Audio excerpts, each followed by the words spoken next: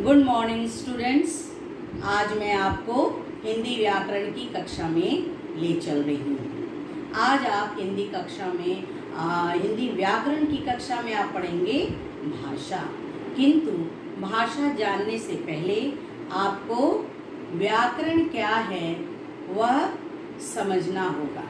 तो सबसे पहले मैं आपके सामने व्याकरण स्पष्ट करती हूँ। देखिए, किसी भी भाषा का व्याकरण उस भाषा की शुद्धता बताता है। जैसे हम हिंदी भाषा सीखते हैं तो हिंदी भाषा शुद्ध रूप में कैसे लिखना है, कैसे बोलना है, कैसे पढ़ना है, इसका वह विशेष ज्ञान देता है। व्याकरण किसी भी भाषा का विशेष ज्ञान का मतलब है कि वह भाषा को शुद्ध रूप में लिखना, पढ़ना और बोलना सिखाता है। तो यह व्याकरण किसी भी भाषा की शुद्धता के लिए, शुद्ध रूप के लिए बहुत बहुत आवश्यक है। तो हमें इस पर विशेष ध्यान देना होगा, तभी हम अपनी भाषा शुद्ध रूप में जान सकते हैं, उसका ज्ञान हो सकता है। ठीक है। दूसरी बात है भाषा। अब भाषा, आपको यह विषय मिला हुआ है कि भाषा क्या कहते हैं, भाषा की परिभाषा क्या है। तो भाषा, हम जो भाषा बोलते हैं, चाहे वह किसी भी देश में, राज्य में, शहर में, गांव में बोली जाती हो, वह भाषा के अंतर्गत आती है। इसीलिए आप जब व्याकरण की कक्षा में भाषा पढ़ेंगे तो सबसे पहले आपको जानना आवश्यक है कि भाषा की उत्पत्ति कहाँ से हुई, भाषा की उत्पत्ति कहाँ से हुई, भाषा कैसे उत्पन्न हुई, कैसे वह हमारे बीच में आया। तो भाषा शब्द की उत्पत्ति संस्कृत तत्सम, संस्कृत के धातु भाष से उत्पन्न। भाष का अर्थ होता है भाषा, बोलना, और भाष में जब हम आस्वर जोड़ देते हैं तो यह बन जाती है भाषा। भाषा बोलना, लिखना, पढ़ना। किंतु इसकी उत्पत्ति भाष शब्द अर्थात संस्कृत के भाष धातु से हुई है। तो इसका ज्ञान आपको हो गया बच्चों।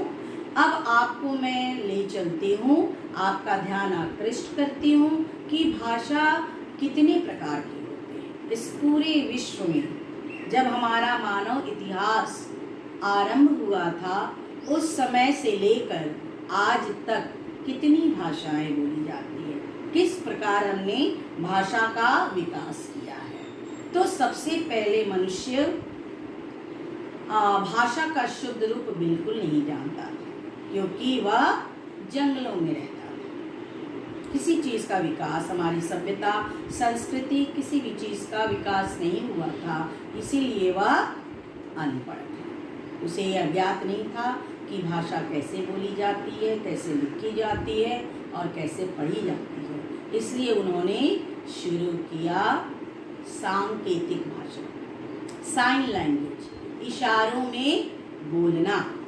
इशारे में वो बोलते थे अपने मन के भावों को। इसीलिए उन्होंने आपस में यह कम्युनिकेशन शुरू किया। यह भाषा उन्होंने सांकेतिक इशारों में बात करना शुरू किया कि वे क्या चाहते हैं, वो अपनी भावनाओं को वह दूसरों तक कैसे पहुंचाते हैं। तो उन्होंने संकेत करने का माध्यम चुना कि किस माध्यम से हम अपने विचारों को दूसरों के समक्ष रखें, अपनी आवश्यकताओं को दूसरों के समक्ष रखें। और इस तरह से सांकेतिक भाषा का विकास उनके बीच होने लगा और वे साइन लैंग्वेज में बोलने लगे। आज भी साइन लैंग्वेज उनके लिए उपयोग में लाया जाता है जो गूंगे और बहरे होते हैं। ठीक है।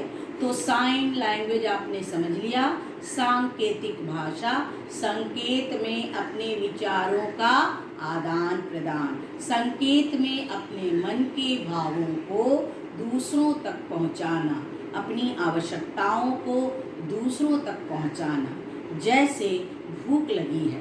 तो क्या कहते हैं, बहुत से गूंगे भिखारी हमारे दरवाजे पर कभी कभी आ जाते हैं, तो वो इशारा करके बोलते हैं कि भूख लगी है, पेट में कुछ नहीं है। तो सामने वाला व्यक्ति समझ जाता है कि इस व्यक्ति को भूख लगी है। यह उसकी सांकेतिक भाषा के माध्यम से ही उसके भावों का आदान प्रदान हो गया। इशारा करने वाले व्यक्ति ने अपनी बात संकेत के माध्यम से बोल दी और सामने वाले व्यक्ति ने उसकी भाषा को समझ लिया कि वह मनुष्य भूखा है। इसी तरह जब हम बहुत प्रसन्न होते हैं तो हमारे मुख से शब्द नहीं निकलते, हम बहुत खुश हो जाते हैं, हमारे चेहरे पर वो चीज़ आ जाती है। तो क्या है, जैसे हम कोई स्वादिष्ट भोजन खाते हैं तो कैसा बना है, तो आप कहते हैं मतलब, इसका मतलब है यम्मी, बहुत टेस्टी है, बहुत स्वादिष्ट है। इसी तरह विभिन्न तरह से हम सांकेतिक भाषा का प्रयोग करते हैं, किंतु इससे मानव सभ्यता संस्कृति का विकास होना संभव नहीं था। तो धीरे धीरे इस भाषा पर हम कम ध्यान देने लगे और फिर शुरू हुई मौखिक भाषा। मनुष्य को जो समझ में आता था वे मुख के द्वारा बोलते थे, लिखना पढ़ना नहीं आता था कि कैसे उन्हें लिखना है पढ़ना है। तो वे उन्होंने आवाज़ बनाकर उन्होंने बोलना शुरू किया। जैसे आवाज़ किसी को बुलाते हैं, पेट में ददवा करते हैं, या किसी को बुलाते हैं आ, तो ये साइन हो गया कि हम केवल मुख से आवाज़ निकालते हैं। क्या निकालते हैं, क्या भाषा है या किसी के समझ की बात नहीं है। तो यह सिर्फ ध्वनि उत्पन्न करते थे और अपनी बातें मुख से बोलकर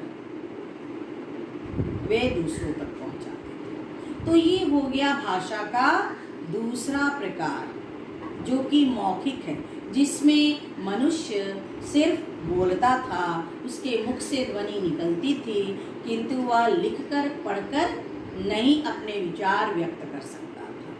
इसीलिए जैसे जैसे मनुष्यों का विकास होता गया, सभ्यता संस्कृति का विकास होता गया, इतिहास में बहुत सी खोजें होने लगी, बहुत सी खोज हुई, आविष्कार होने लगे, और फिर उनका वर्णन कैसे किया जाए, तब यह लिपि का आविष्कार हुआ। लिपि की भाषा को हम जिस रूप में लिखते हैं वह लिपि है। हिंदी की लिपि क्या हो गई, देवनागरी। संस्कृत की लिपि क्या हो गई, देवनागरी।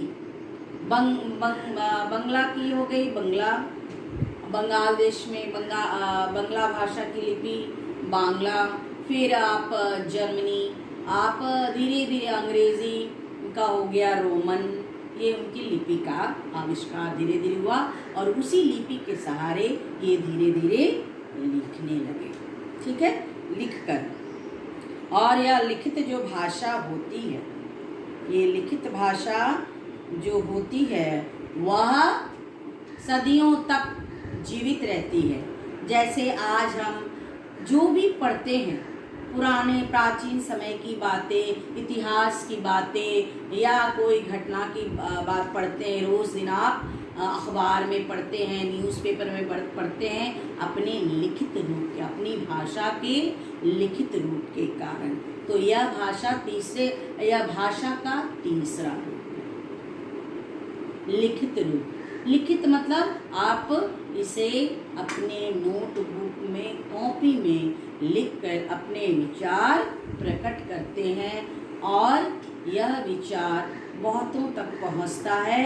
अपने विचार आप बहुतों तक लिखित रूप में पहुंचाने में सफल हो जाते हैं और यही लिखित रूप आज तक हम सबके जीवन में अपनी भूमिका निभा रहा है। यही सबसे सफल है, लिखित रूप। देखिए, या कलम से या हम पेंसिल से कॉपी में लिखते हैं, किसी भी तरह से हम इसे लिख सकते हैं, लेकिन उस लिपि के माध्यम से ही हम अपनी भाषा, अपने विचारों को उस भाषा के माध्यम से, चाहे हिंदी हो, अंग्रेजी हो, कोई भी भाषा हो, जर्मन हो, संस्कृत हो, कोई भी भाषा हो, उस भाषा को अगर हम अमर करना चाहें या देर तक रखना चाहें अपने साथ, तो हम उसे लिखित रूप में हम अपने पास रख लेते हैं, ताकि यह लंबे समय तक हमारे साथ रह सके। तो ये आपका हो गया बहुत से। सबसे पहले आपने पढ़ा व्याकरण, विशेष ज्ञान देता है भाषा की शुद्धता के संबंध में। उसके बाद हो गया मौखिक, मुख के द्वारा बोला जाने वाला। यह एक बार बोल दिया, उसके बाद आप स्मरण नहीं रख सकते हैं, आप भूल जाते हैं। तीसरी बात हो गई आपकी सांकेतिक, संकेत के द्वारा आपने बोला, अपने विचार प्रकट किए और वो भी वहीं समाप्त हो गई।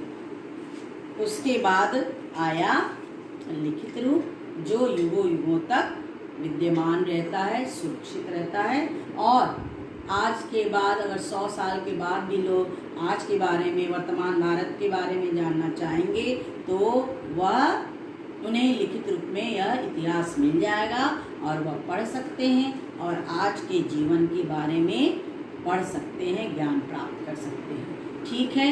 और सबसे अंतिम बात क्या है कि आपने इसकी उत्पत्ति भी देखी कि भाषा की उत्पत्ति संस्कृत के भाष धातु से हुई है, और भाष धातु का अर्थ है बोलना, और भाष में जब आपने आ स्वर को जोड़ दिया तब यह बन गई भाषा। तो मुझे आशा है कि आपने आज का यह विषय अच्छी तरह से समझ लिया होगा।